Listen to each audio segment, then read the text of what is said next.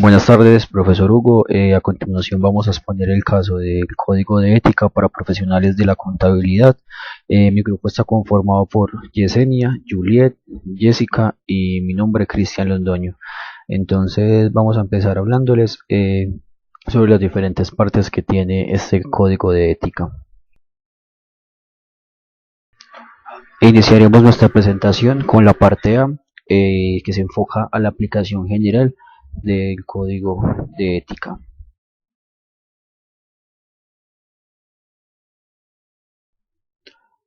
Parte A. Introducción y principios fundamentales. Una característica que identifica a la profesión contable es que asume la responsabilidad de actuar en interés público.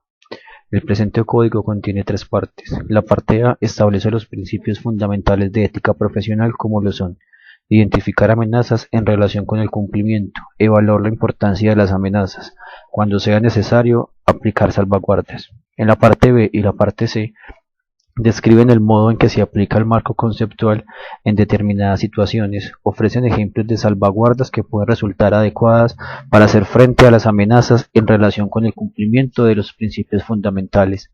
La parte B se aplica a los profesionales de la contabilidad en ejercicio y la parte C se aplica a los profesionales de la contabilidad en la empresa. La profesional de la contabilidad se cumplirá con los siguientes principios fundamentales: integridad, objetividad, competencia y diligencia profesional, confidencialidad y comportamiento profesional. Las circunstancias en las cuales los profesionales de la contabilidad desarrollan su actividad pueden originar amenazas específicas en relación con el cumplimiento de los principios fundamentales. Es imposible definir cada una de las situaciones que originan amenazas en relación con el cumplimiento de los principios fundamentales y especificar la actuación adecuada. El establecimiento de un marco conceptual facilita al profesional de la contabilidad el cumplimiento de los requisitos de ética del presente código y su responsabilidad de actuar ante el interés público. Cuando el profesional de la contabilidad identifica amenazas en relación con el cumplimiento de los principios fundamentales y sobre la base de una evaluación de las mismas, determina que no están en un nivel aceptable, determinará si se dispone de salvaguardas adecuados que se pueden aplicar para eliminar las amenazas o reducir a un nivel aceptable. Para realizar dicha determinación, el profesional de la contabilidad hará uso de su juicio profesional y tendrá en cuenta a un tercero con juicio y bien informado. El profesional de la contabilidad tendrá en cuenta los factores cualitativos y cuantitativos al evaluar la importancia de una amenaza. En tales situaciones, el profesional de la contabilidad rehusará prestar el servicio profesional específico de que se trate o lo descontinuará, o cuando sea necesario renunciará al encargo en caso de que un profesional de la contabilidad en ejercicio o la entidad para la que trabaja en el caso de un profesional de la contabilidad para la empresa. Puede ocurrir que el profesional de la contabilidad incumpla inadvertidamente una disposición del presente código. Según la naturaleza e importancia de la cuestión, se pueden tomar diferentes actos, siempre y cuando se corrija con prontitud. Las amenazas pueden ser originadas por una amplia gama de relaciones y de circunstancias. Las amenazas se clasifican en una o más de las siguientes categorías: amenaza por interés propio, amenaza por autorrevisión, amenaza por abogacía, amenaza de familiaridad, amenaza de intimidación. La parte B y C del presente código explican el modo en que se pueden originar estos tipos de amenazas para los profesionales de la contabilidad en ejercicio. Los salvaguardas son actuaciones u otras medidas que pueden eliminar las amenazas o reducirlas a un nivel aceptable. Salvaguardas instituidas por la profesión o por las disposiciones legales y salvaguardas en el entorno del trabajo. En el cumplimiento de los principios fundamentales, el profesional de la contabilidad se puede ver obligado a resolver un conflicto. Cuando se inicia un proceso de resolución de conflictos, tanto formal como informal, los siguientes factores pueden ser relevantes, bien sea de forma individual o conjuntamente con los factores: hechos relevantes, cuestiones de ética para la que se trata, principios fundamentales relacionados con la cuestión de la que se trata, procedimientos internos establecidos y vías de actuación alternativa. Si un conflicto significativo no se puede resolver, El profesional de la contabilidad puede considerar la posibilidad de obtener asesoramiento profesional del organismo profesional competente o recurrir a asesorías jurídicas. El profesional de la contabilidad puede, por lo general, obtener una orientación sobre cuestiones de ética sin violar el principio fundamental de confidencialidad si se comenta la cuestión con el organismo profesional correspondiente de la manera anónima o con un asesor jurídico bajo protección de secreto profesional. Si después de agotar todas las posibilidades relevantes el conflicto de ética sigue sin resolverse, siempre que sea posible, el profesional de la contabilidad rehusará seguir asociado con la cuestión que da origen al conflicto. Integridad. El principio de integridad obliga a todos los profesionales de la contabilidad a ser francos y honestos en todas sus relaciones profesionales y empresariales. El profesional de la contabilidad no se asociará a sabiendas que informes, declaraciones, comunicaciones u otra información cuando estime que la información contiene una afirmación material falsa o induce errores, cuando contiene afirmaciones o información proporcionada por manera irresponsable o cuando se omite u oculta información que debe ser incluida, cuando dicha omisión u ocultación inducirá a error. Cuando el profesional de la contabilidad tenga conocimiento de que está asociado con información de este tipo, deberá tomar las medidas necesarias para desvincularse de la misma. Objetividad. El principio de la objetividad obliga a todos los profesionales de la contabilidad a no comprometer su juicio profesional o empresarial a causa de prejuicios, conflicto de interés o influencias debido a terceros. Competencia y diligencia profesional. El principio de competencia y diligencia profesional impone las siguientes obligaciones a todos los profesionales de la contabilidad: mantener el conocimiento y la aptitud profesional y actuar con diligencia de conformidad con las normas técnicas y profesionales aplicables. La competencia profesional puede dividirse en dos fases separadas: obtener de la competencia profesional y mantenimiento de la competencia profesional. El mantenimiento de la competencia profesional exige una atención continua y el conocimiento de los avances técnicos, profesionales y empresariales relevantes. El desarrollo profesional continuo permite al profesional de la contabilidad desarrollar y mantener su capacidad de actuar de manera competente y en torno a lo profesional. Confidencialidad. El principio de confidencialidad obliga a todos los profesionales de la contabilidad a abstenerse de divulgar fuera de la firma, de utilizar información confidencial obtenida como resultado de relaciones profesionales. El profesional de la contabilidad mantendrá la confidencialidad incluso en el entorno no laboral. La necesidad de cumplir el principio de confidencialidad continúa incluso después de finalizar las relaciones entre el profesional de la contabilidad y el cliente o la entidad para la que se trabaja. Comportamiento profesional. El principio del comportamiento profesional impone la obligación a todos los profesionales de la contabilidad de cumplir con las disposiciones legales y reglamentos aplicables y de evitar cualquier actuación que el profesional de la contabilidad sabe o debería saber que pueda desacreditar a la profesión.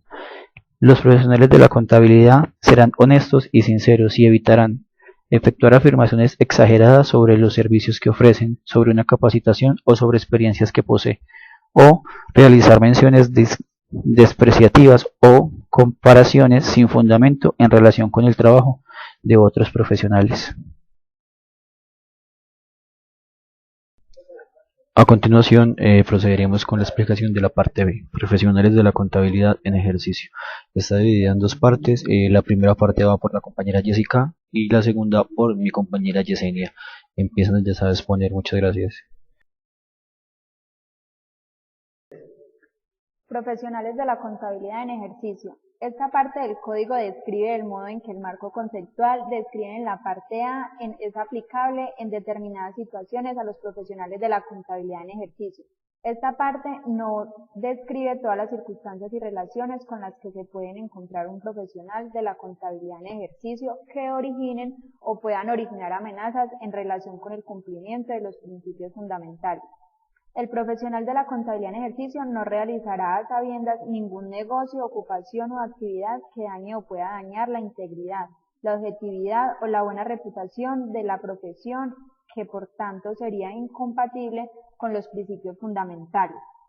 Amenazas y salvaguardas. Las amenazas se pueden clasificar en una o más de las siguientes categorías: interés propio, autorrevisión, abogacía, familiaridad, intimidación. Las salvaguardas, que pueden eliminar o reducir las amenazas a un nivel aceptable, pueden clasificarse en dos grandes categorías: salvaguardas instituidas por la profesión o por las disposiciones legales y reglamentarias, y salvaguardas en el entorno de trabajo. El profesional de la contabilidad en ejercicio aplicará su juicio para determinar el mejor modo de afrontar las amenazas que no están en un nivel aceptable, bien mediante la aplicación de salvaguardas para eliminarlas o reducirlas a un nivel aceptable, bien poniendo fin al correspondiente encargo o reuso al mismo. Nombramiento profesional. La aceptación de clientes.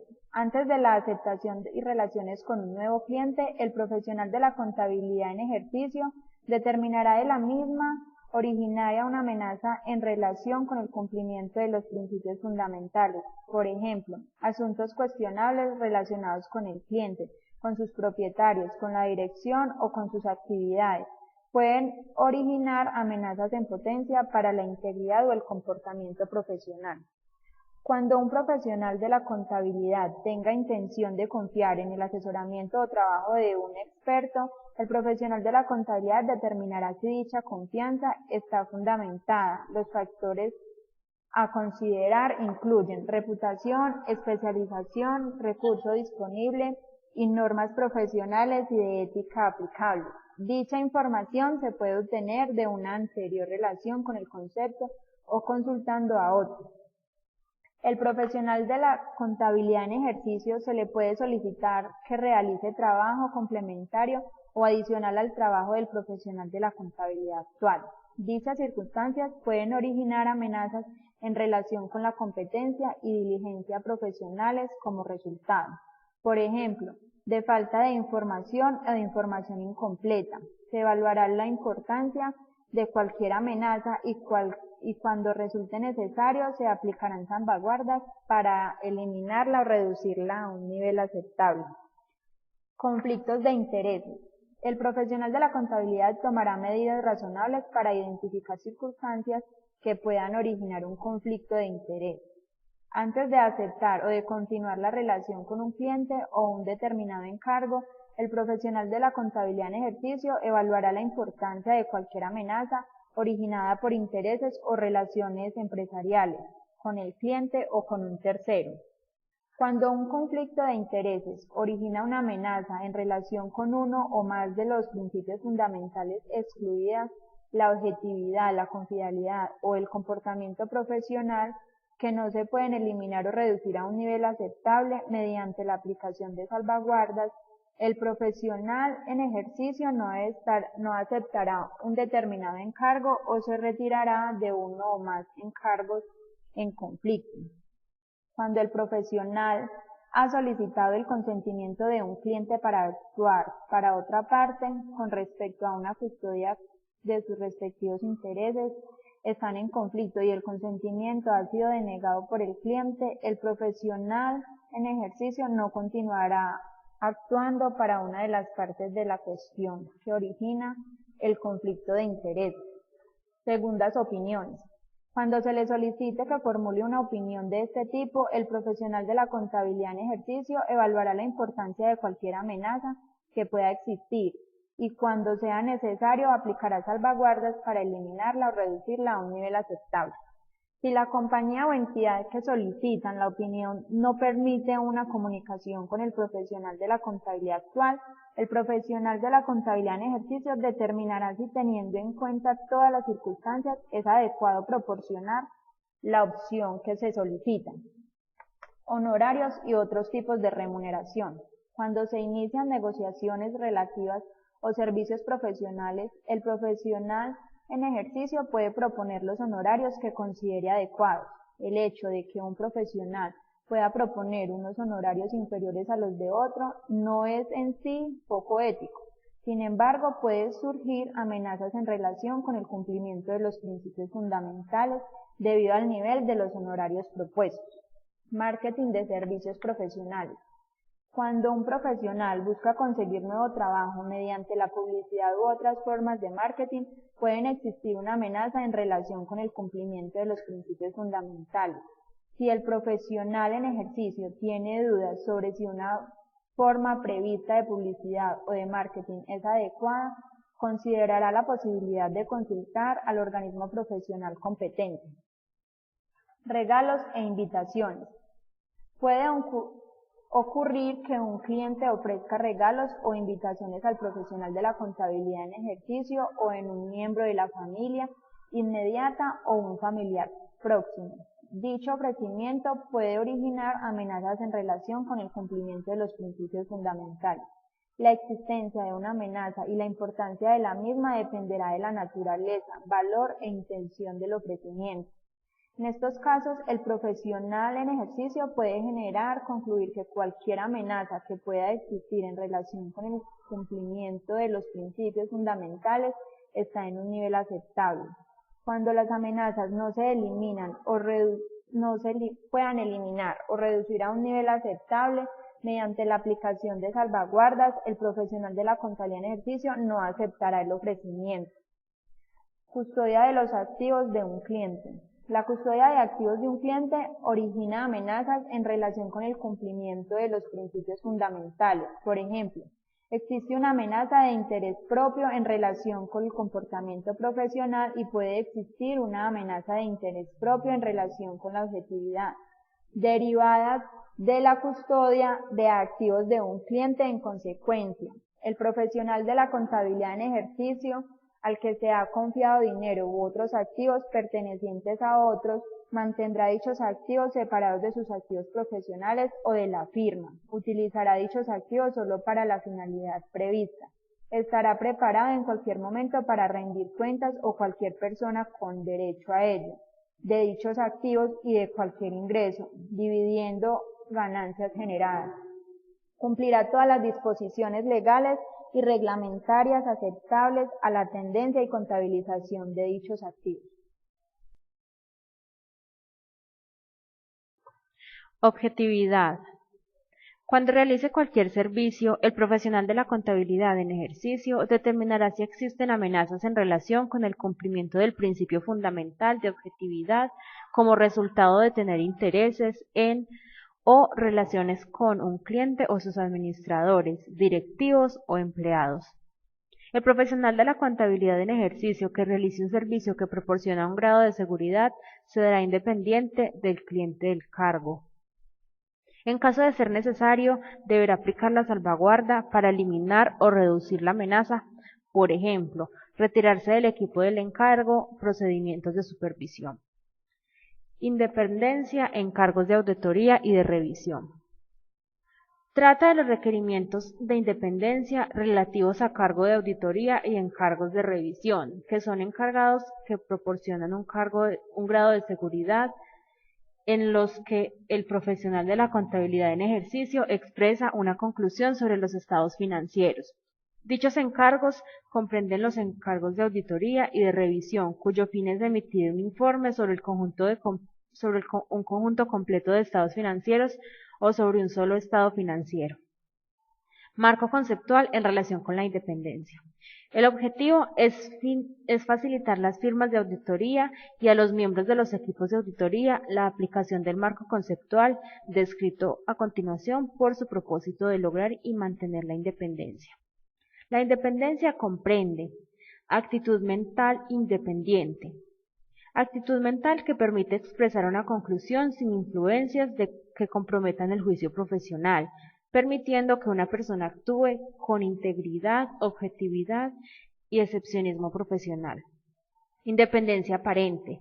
Supone evitar los hechos y circunstancias que son tan relevantes que un tercero con juicio y bien informado, sopesando todos los hechos y circunstancias específicas, probablemente concluirá que la integridad, la objetividad y el excepcionismo profesional de la firma o el miembro del equipo de auditoría se han visto comprometidos. Redes y firmas de la red. Cuando se considera que la firma pertenece a una red, dicha firma será independiente de los clientes de auditoría de las demás firmas pertenecientes a la red, salvo disposición contraria en el presente código, cumpliéndose esto para cualquier entidad.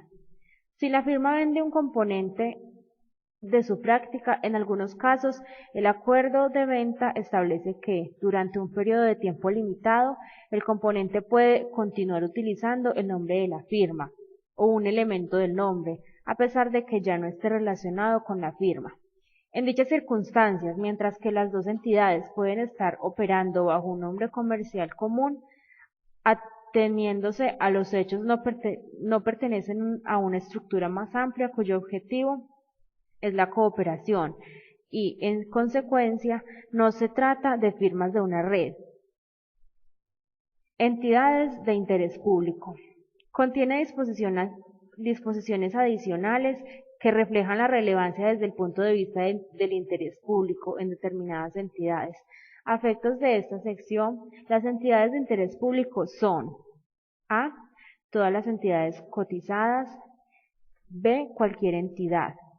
A. Definida por las disposiciones legales y reglamentarias como entidad de interés público, o B. Cuya auditoría se requiere por las disposiciones legales y reglamentarias que sea realizada de conformidad con los mismos requerimientos de independencia. Entidades vinculadas. En caso de que el cliente de la auditoría sea una entidad cotizada, cualquier referencia al cliente de auditoría en la presente sección incluye las entidades vinculadas con el cliente, salvo indicación contraria. Responsables del gobierno de la entidad. Incluso cuando no lo requieran el presente código, las normas de auditoría o las disposiciones legales y reglamentarias, se recomienda una comunicación regular entre la firma y los responsables del gobierno del cliente de auditoría con respecto a las relaciones y otras cuestiones que, en opinión de la firma, pueden razonablemente guardar relación con la independencia. Documentación. La documentación proporciona evidencia sobre los juicios del profesional de la contabilidad para alcanzar su conclusión con respecto al cumplimiento de los requerimientos de la independencia. La ausencia de documentación no es un factor determinante de si la firma consideró una determinada cuestión ni de si es independiente. Periodo del cargo. La independencia con respecto al cliente de auditoría se requiere tanto durante el periodo de encargo como durante el periodo cubierto por los estados financieros. El periodo del encargo comienza cuando el equipo de auditoría empieza a ejecutar servicios de auditoría. El periodo del encargo termina cuando se emite el informe de auditoría. Funciones y adquisiciones. Cuando, como resultado de una función o de una adquisición, una entidad pasa a ser una entidad vinculada a un cliente de auditoría, la firma identificará y evaluará los intereses y relaciones pasadas y actuales con la entidad vinculada que, teniendo en cuenta las salvaguardas disponibles, puede afectar a su independencia y, en consecuencia, a su capacidad para continuar el cargo de auditoría después de la fecha de efectividad de la fusión o adquisición. Intereses financieros. Tener un interés financiero en un cliente de auditoría puede originar una amenaza de interés propio. La existencia de una amenaza y la importancia de la misma dependen de, primero, el rol de la persona que tiene el interés financiero. Segundo, de si ese interés financiero es directo o es indirecto. Y tercero, de la materialidad del interés financiero. Los intereses financieros se pueden tener a través de un intermediario, por ejemplo, un instrumento de inversión colectiva o cualquier otra estructura de tenencia de patrimonio. La determinación de si dichos intereses financieros son directos o indirectos depende de si el beneficiario controla el instrumento de inversión o tiene capacidad para influir en sus decisiones de inversión.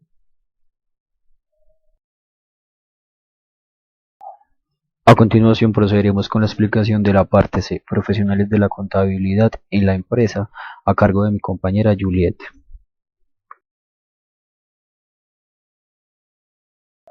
En consecuencia, se recomienda que el profesional de la contabilidad en la empresa mantenga una especial atención ante la existencia de dichas circunstancias y relaciones.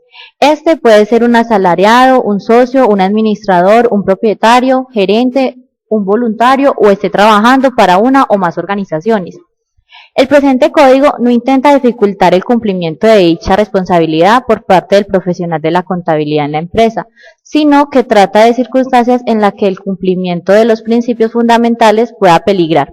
Cuando éste ocupe un puesto elevado en una entidad, cuanto más elevado sea su puesto, mayores serán sus capacidades y oportunidades de influir en ellos. Las amenazas se clasifican en interés propio, autorrevisión, arrogancia, familiaridad e intimidación. Una amenaza de interés propio, utilización inadecuada con fines personales de activos de la empresa. Una amenaza de familiaridad, aceptar regalos o un trato preferente. Amenaza de intimidación, amenaza de despido o situación del profesional. Las salvaguardias pueden eliminar o reducir las amenazas en torno del trabajo. Incluyen programas de ética y de conducta de la entidad, controles internos. Este también cumplirá los principios fundamentales. Pueden ocurrir, sin embargo, que estén en conflicto. Responsabilidades del profesional de la contabilidad en la empresa con respecto a la entidad para la que trabaja. Este también puede verse presionado para actuar contradictoriamente a las normas técnicas o profesionales y mentir o inducir a error intencionadamente. El profesional, cuando sea responsable de la preparación o de la aprobación de los estados financieros, se presentarán conformes con las normas de información financiera aplicable. Cuando las amenazas no se pueden eliminar o reducir, el profesional determinará si debe renunciar a realizar dichas tareas. Se comunicarán de manera clara. Los profesionales pueden tener intereses financieros, pero pueden originar amenazas en relación. Por ejemplo, una amenaza de interés propio en relación de manipular información que afecte los precios con el fin de lucrarse.